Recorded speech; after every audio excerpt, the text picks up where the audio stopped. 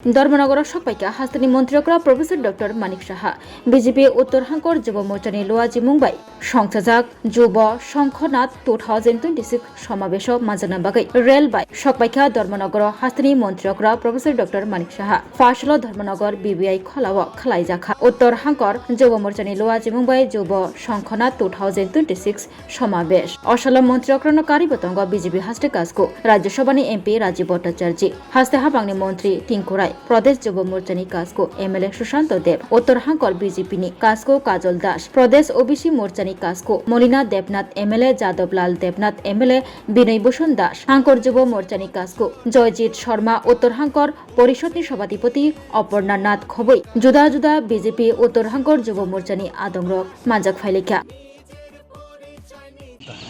मतलब काम है तभी सब तो मैंने रेस्पॉन्स करेंगे। काम लेके हम लोग जाएंगे। हमेशा भारतीय जनता पार्टी का सवेरे से मैं हमेशा बोलता रहता हूँ, सवेरे से रात 12 बजे तक हम लोग काम करते हैं और काम लेके हम लोग जाएंगे।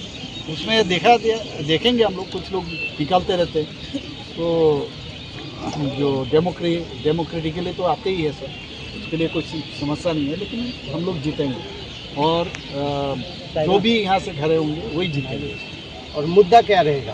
नहीं, मुद्दा तो डेवलपमेंट मेन है और लॉ एंड ऑर्डर सिचुएशन और लॉ एंड ऑर्डर को लेके और डेवलपमेंट को लेके और हर वर्ग का जो डेवलपमेंट है, डेवलपमेंट इंफ्रास्ट्रक्चर डेवलपमेंट है, स्कूल कॉलेज हेल्थ सेक्टर हो और यूथ एंड स्पोर्ट्स खेल का हो, सभी विषय में हम लोग हमेशा काफ़ी आगे और नीति आयोग हम लोग को फ्रंट रनर ऑलरेडी बोल चुके हैं, तो इसीलिए ये सब मुद्दा तो हम लोग सामने लाएंगे, सब जानता है। স্যার শিক্ষার ক্ষেত্রে আমরা দেখতে পেলাম যে নর্থ ইস্ট রিজনের মধ্যে ত্রিপুরা প্রথম রাজ্য যেখানে সোশ্যাল ইমোশনাল লার্নিংকে গুরুত্ব দেওয়া হয়েছে, তো এই বিষয়ে একটু জানতে চাইব সবার সামনে সোশ্যাল ইমোশনাল না, আমরা বিভিন্ন যেসব এখন নতুন নতুন টেকনোলজি আসছে পড়াশোনার ক্ষেত্রে আগের মতো তো অবস্থা নেই, প্রযুক্তি চলে এসছে, তো সেইগুলোতে বিভিন্ন স্কুলগুলোর প্যারামিটারগুলো দেখার জন্য আমরা বিভিন্ন যে স্কিমগুলো বিভিন্ন যেসব বাইরে যেগুলো হচ্ছে সেগুলোকে আমরা কিন্তু অলরেডি আমরা অ্যাডপ্ট করছি। তার মাধ্যমে বিভিন্ন যে স্কুলগুলো আছে তাদের মধ্যে একটা কম্পিটিশন হবে, হেলদি কম্পিটিশন হবে।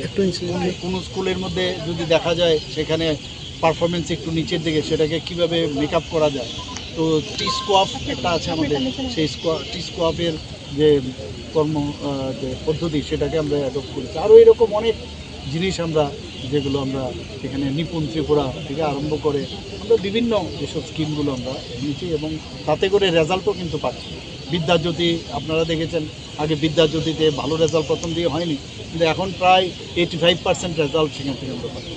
আমার এই কাজটা করতে হবে, আমার এই কাজটা দিতে হবে এবং প্রকৃত পক্ষে উনি যেভাবে ধর্মনগরকে এবং উত্তর জেলাকে যেভাবে ভালোবাসতেন, আমি বিধানসভায় অনেক দেখতাম, সেই যে ফিলিংস সেটা কিন্তু আমরা দেখতে পেয়েছি সেখানে।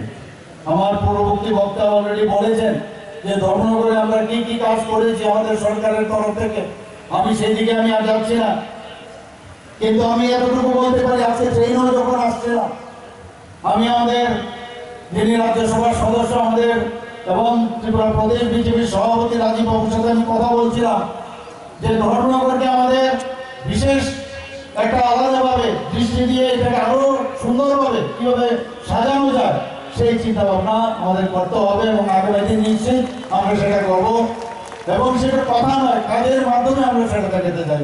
বন্ধুগণ, আপনারা জানেন যে মাননীয় প্রধানমন্ত্রীজি আজকে যে আমাদের ত্রিপুরাতে যেভাবে শান্তি প্রতিষ্ঠিত হয়েছে, টিঙ্কুবাবু এখানে বলেছেন যে আগরতলায় যদি যেতে হতো আগে কি অবস্থার মধ্যে, আগে রাস্তাঘাট কি অবস্থা ছিল সেখানে।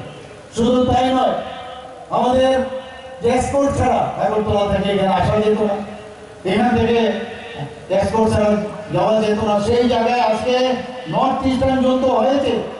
আজকে মাননীয় প্রধানমন্ত্রীদের কারণে আজকে নর্থ ইস্ট যে ডেভেলপমেন্ট পাশাপাশি যে শান্তি প্রতিষ্ঠিত হয়েছে ত্রিপুরা রাজ্যেও কিন্তু সেটা আমরা দেখতে পাচ্ছি।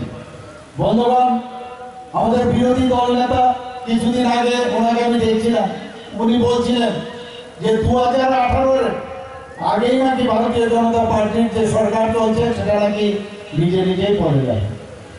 উনি এখনো সে অনেক স্বপ্ন দেখছেন ভেবেছেন 1977-78 যেভাবে ওনারা ঢুকে গিয়েছিল সেই সরকারের সময়ে, আর পরবর্তী সময়ে ইতিহাস কিভাবে নিজেদের তো ক্ষমতা নেই, খালি বসে আছে, তবে আমাদের নিজেদের মধ্যে ঝগড়া হবে এবং কিভাবে ঝগড়া লাগানো যায়, আর এই ভাগে ওনারা ঢুকে যাবেন সেই চিন্তায় ওনারা এখন পুরো হয়ে বসে আছে। বন্ধুগণ, আমার কষ্ট হয় যে আমরা কাজ নিয়ে সকাল 6টা থেকে রাত্রি 12টা পর্যন্ত আমরা কাজ করি, কাজ নিয়ে মানুষের কাছে আমরা যাই, আর ওনারা বসে আছেন কবে আমাদের মধ্যে ঝগড়া হবে, এবং সেই আশায় ওনারা বসে আছেন।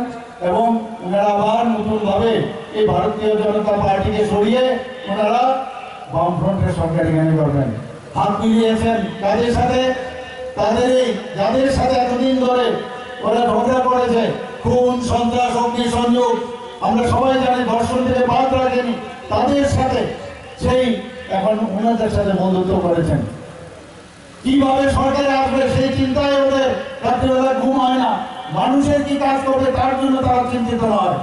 আমার পূর্ববর্তী বক্তা বলেছেন যে আমাদের যিনি মাননীয় উপমুখ্যমন্ত্রী ছিলেন, যিনি বর্তমানে তেলেঙ্গানা রাজ্যপাল হয়েছেন, আমাদের জিষ্ণুবাবু, আজকে আপনারা শুনেছেন যে আজকে ওনাকে মহারাষ্ট্রের যে রাজ্যপাল করেছেন ত্রিপুরার একজন রাজ পরিবারের এক সুসন্তানকে, উনি সেই কথাটা বলছিলেন। কি বলছিলেন? যে স্বর্ণযুগ স্বর্ণযুগ। উনি যখন অর্থমন্ত্রী ছিলেন তখন যে অফিসার ছিলেন, প্রথমে অফিসে গিয়ে একদিন বলছিলেন যে আমি অফিসারকে ডেকে বললাম যে স্বর্ণযুগ স্বর্ণযুগ বলছে, একটু কাগজ কাগজটি নিয়ে আসুন, ফাইলগুলো নিয়ে আসুন। ফাইলগুলো খুলে গিয়ে দেখে স্বর্ণের তো দেখাই নেই, 13,000 কোটি টাকার তারা আমাদের উপর ঠুকে গেছে, এবং 13,000 টাকার লোন এই ভারতীয় জনতা পার্টির উপরে তারা এই ঋণ আমাদের কাছে দিয়ে গেছেন। এরকম মিথ্যা মিথ্যা কিভাবে বলতে হয়? আমি এক জায়গায় বলছিলাম কিছুদিন আগে যে মিথ্যাকে কিভাবে সত্যে পরিণত করা যায়, তাদের থেকে শেখা। 3-4 দিন হয়ে গেছে, ওই যদি রাজনৈতিক ভাবে মোকাবেলা করেন আসেন, আমিও প্রস্তুত আছি। আমার নামে আমি যদি মিথ্যা কথা বলে থাকি তাহলে আমার নামে মানহানি মামলা করেন, আপনারা প্রেস কনফারেন্স করেন, তার সত্যতা প্রমাণ করেন। কিন্তু না, ওনারা করবে না। উনি রাজীব ভট্টাচার্য খারাপ, অমুক খারাপ, তমুক খারাপ, সোশ্যাল মিডিয়ার মাধ্যমে তারা কয়েকটা এজেন্ট রেখেছে যারা এই সমাজের নিকৃষ্ট লোক, তাদেরকে রেখেছে রাজীব ভট্টাচার্য সম্পর্কে যে মিথ্যা প্রচার, মিথ্যার ইয়ে করে। আরে যদি সৎ সাহস থাকে আসুন না, আমি ডিবেটের জন্য তো তৈরি আছি, আমি তো সেদিনই বলেছি, চ্যালেঞ্জ করেছি যে আসুন না আমরা বসি, আলোচনা করি যে আপনাদের কি ড্রব্যাক রয়েছে, এবং রাজনৈতিক ভাবে তা মোকাবেলা করা। এই দেওয়া দিয়া রাজীব ভট্টাচার্যে ভারতীয় জনতা পার্টিকে রুখা যায় না। ভারতীয় জনতা পার্টি একটু খুলটা না যে আজকে আছে কালকে নাই। এই কমিউনিস্টরা মিথ্যাচার করে ত্রিপুরা রাজ্যকে সর্বশান্ত করে দিয়েছেন। খালি স্লোগান দিত ইনকলাব জিন্দাবাদ, আমরা খাবো তোমরাবাদ। আমরা সেই স্লোগান পরিবর্তন করেছি, সবকা সাথ, সবকা বিকাশ, সবকা মিশন আর সবকা প্রয়াস নিয়ে ভারতীয় জনতা পার্টি এই ডাবল ইঞ্জিনের সরকার ত্রিপুরাকে পরিচালনা করে।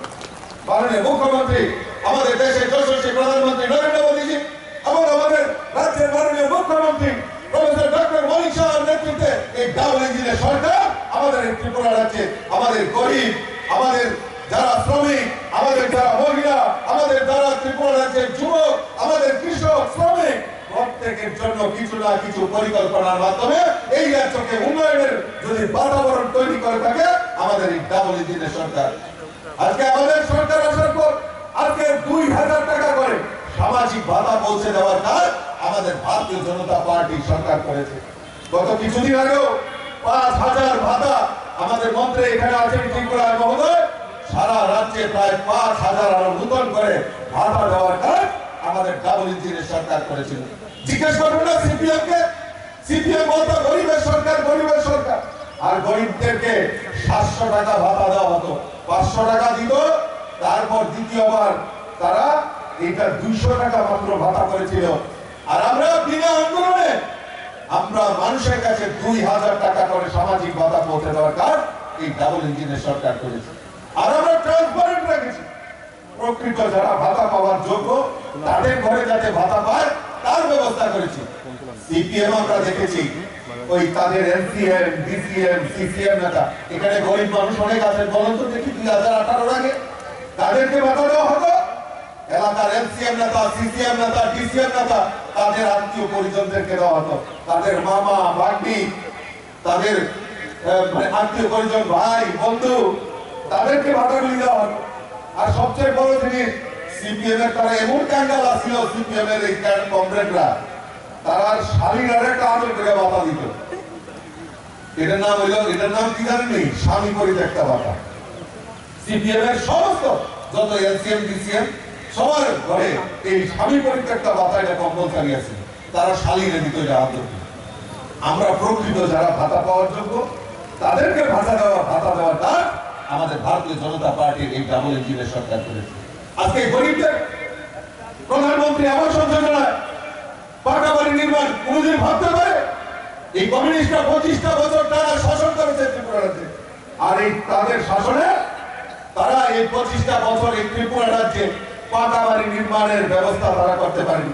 আমাদের এই ডাবল ইঞ্জিনের সরকার, আমরা রাজ্যে প্রায় 4 লক্ষের উপর গরিব মানুষের বাড়িতে পাকা বাড়ি নির্মাণের ব্যবস্থা যদি করে থাকে, তাহলে ভারতীয় জনতা পার্টি এই ডাবল ইঞ্জিনের সরকার করেছে।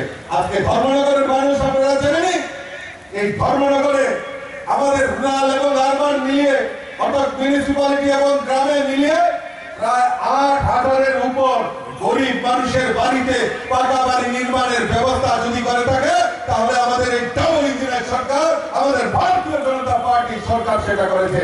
আশ্বস্ত করেছিলাম যে পরিবর্তনের জন্য ভোট করুন, চলো পাল্টাই স্লোগান দেওয়া হয়েছিল। সেদিন আমরা বলছিলাম যে আমরা পরিবর্তন চাই, নতুন সূর্যোদয় আমরা দেখতে চাই, আর সেটা পরিবর্তন হয়েছে। আজ যখন আমি ধর্মনগরের ছেলে হিসাবে যখন আগরতলা যাই, ধর্মনগর থেকে যখন 2.5 ঘন্টা আগরতলা পৌঁছাতে পারি, যে রাস্তাটা 6 ঘন্টার ছিল, এটা আমার জীবনের সবচেয়ে বড় পরিবর্তন হয়েছে।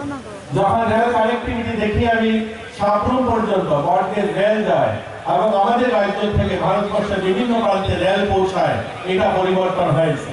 আমাদের এই শহরে রাজ্যস্তরীয় CI2 নেতা যিনি প্রতিদিন বিভিন্ন পত্র পত্রিকা, বিভিন্ন মিছিল মিটিং এর মাধ্যমে বিভিন্ন কথা বলেন, আমি তাদের উদ্দেশ্যে বলতে চাই, যারা কমিউনিস্ট বন্ধুরা মাইকের আওয়াজে আমাকে শুনছেন, আমি তাদের উদ্দেশ্যে বলতে চাই, তারা যখন বলেন শ্রমিকের কথা, লড়াই সংগ্রামের কথা, মানুষের অন্ন বস্ত্র শিক্ষার কথা, আমি তাদেরকে জিজ্ঞাসা করতে চাই, এই ময়দানে যখন শ্রমিকদেরকে এনে ভর্তি করা হলো, যখন এই চা শ্রমিক যারা উত্তর এবং ঊনকোটি জেলা, এই দুটা জেলায় ত্রিপুরা রাজ্যের সবচেয়ে বেশি চা শ্রমিক পরিবারের বাস, এই জেলাতে এই চা শ্রমিক যারা বসবাস করে দীর্ঘ বছর তাদের সরকার থাকার পরেও ওই সমস্ত চা শ্রমিক পরিবারের জন্য তাদের জীবন মান উন্নয়ন হোক, তারা শিক্ষা স্বাস্থ্যের ব্যবস্থা হোক, তার জন্য কোনো কাজ করেনি।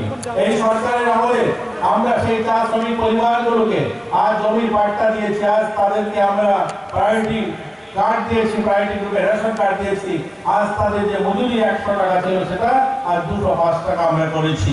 আজ আমরা যদি দেখি নির্মাণ শ্রমিক যেখানে 10,000 টাকা তারা বেতন দেওয়ার জন্য পেত, 50,000 টাকা পায়, চিকিৎসার জন্য 50,000 টাকা পেত, আজ 5 লক্ষ টাকা পায়। আজ যেখানে মৃত্যু হলে দুর্ঘটনায় যেখানে তাদেরকে 40,000 টাকা দেওয়া হতো, আজ সেটা 4 লক্ষ টাকা পায়। এটা পরিবর্তন হয়ে গেছে।